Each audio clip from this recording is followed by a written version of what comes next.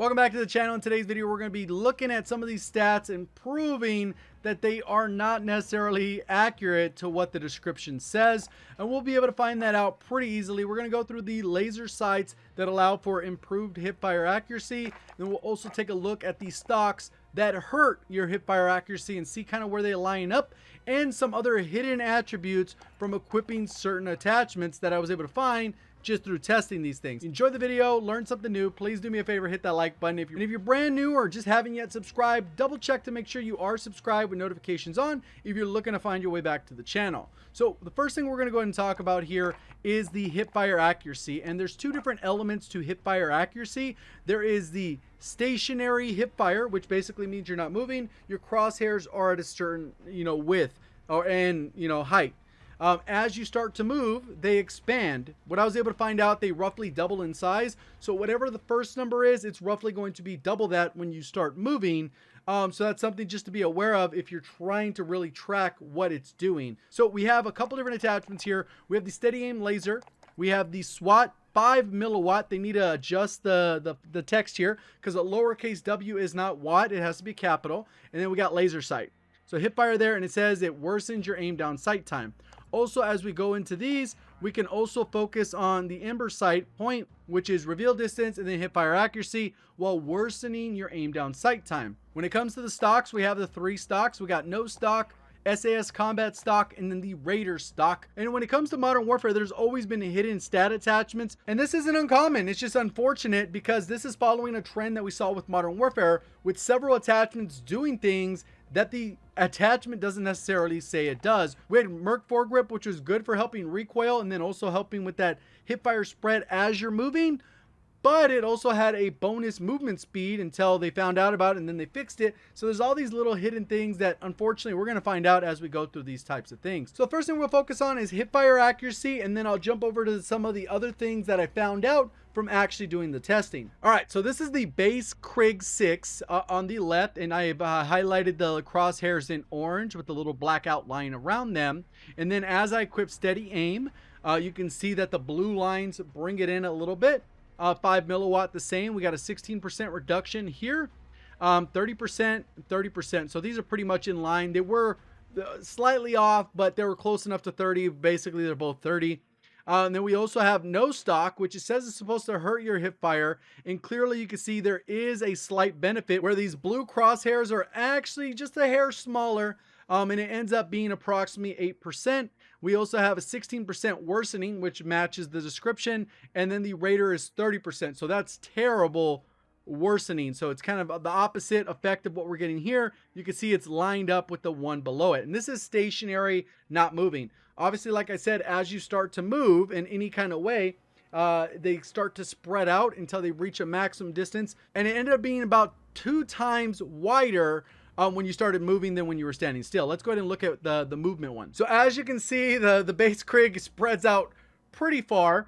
And then the percentages change because obviously if you're doubling a smaller number and you're doubling a bigger number, the difference between those numbers becomes a little bit larger. So it's even more dramatic when you actually start moving. And right here we can see the steady aim is helping it by about 20%. There is a little bit of spacing and gapping there. We have 39% for the 5 milliwatt. So that's going to be the biggest bang for your buck in terms of the best hipfire spread. And then we also have the ember sight, which is the negative 29%, smaller. And then no stock comes in clutch again. We got 10% improvement. So it wasn't some kind of fluke with it just being when you're standing still. It works the same when you actually start moving because of the way that doubling effect works. We have the SAS combat, which is 15% worse, and then the Raider, which is 30% worse. So there's already like a red flag there saying, hey, you know what, this doesn't necessarily look right.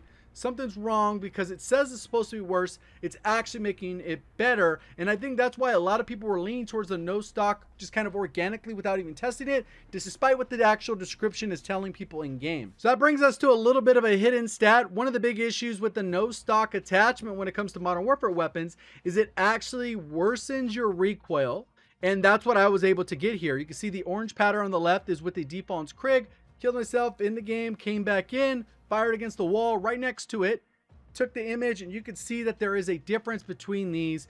As I go ahead and look over here, you can see that the blue one is kind of stretched out and it has a little bit. And the only attachment I'm using is this, and you can see it right here on the bottom right. that it has that no stock attachment equipped.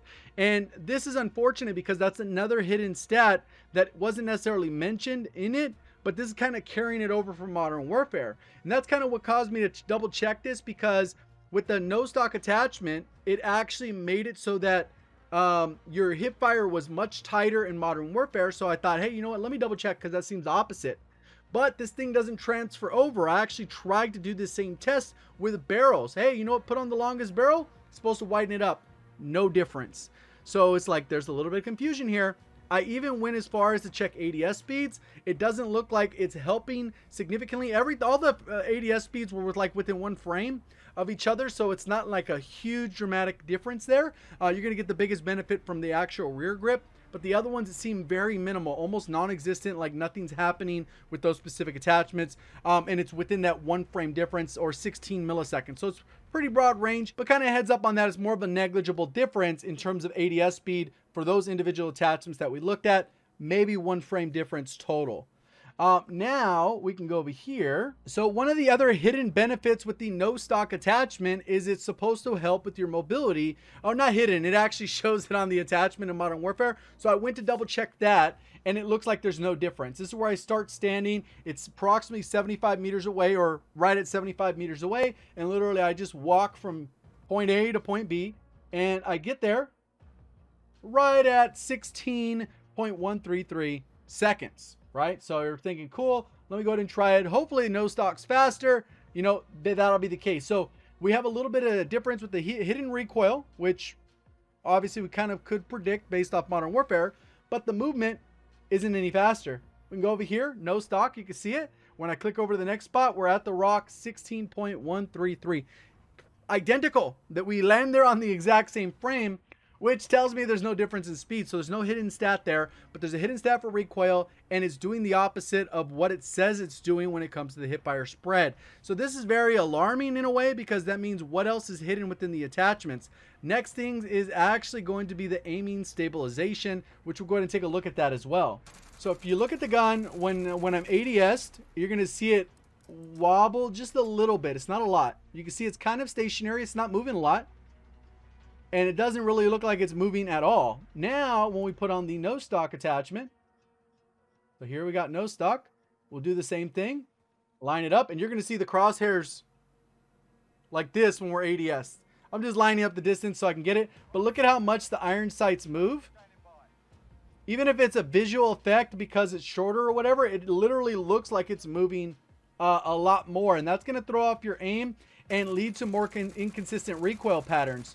So that's probably what's more than likely happening. It's not necessarily impacting the recoil. It's more impacting the recoil stabilization, which we know for the most part helps to keep your gun aligned so you have less idle sway and leads to more consistent recoil patterns. So this is a little bit of a tricky one. Obviously, there's a lot of weapons, a lot of attachments, and a lot of hidden junk to test for, because obviously if I didn't test for a specific thing, I wouldn't know, hey, it does this, and I'm sure there's something I forgot, because that's just how it goes when you're doing these types of things. There's going to be 50 things you need to test. Maybe you only tested 49. So what does that all mean? It means that kind of when it comes to lasers, the best laser, at least in my opinion, is going to be this SWAT 5 milliwatt laser, unless we find out that there's something special about reveal distance, especially based off the ADS time not necessarily being significantly impacted the way it was in Modern Warfare, where an attachment said it hurt your ADS, you're basically tanking your ADS. So then once we got that equipped, it might be advantageous on an SMG. So on the MAC-10, it might even be more important to use the no stock, because it's going to help with the hipfire combined with the 5 milliwatt. You're going to get that little bit of extra hipfire accuracy. I would avoid these other ones that are on the weapons. This is also going to help slightly by the ADS. They're probably going to offset, being honest, they'll probably offset this one with the other one, and then you're just getting tons of benefit out of those two attachments. So let me know what you guys thought of that in the comment section. You thought the video was helpful, enjoyed it in any way, let me know by hitting that like button. If you're brand new, want to find your way back, make sure you subscribe with notifications on. Appreciate you supporting the channel. Thank you for watching. As always, have a great day.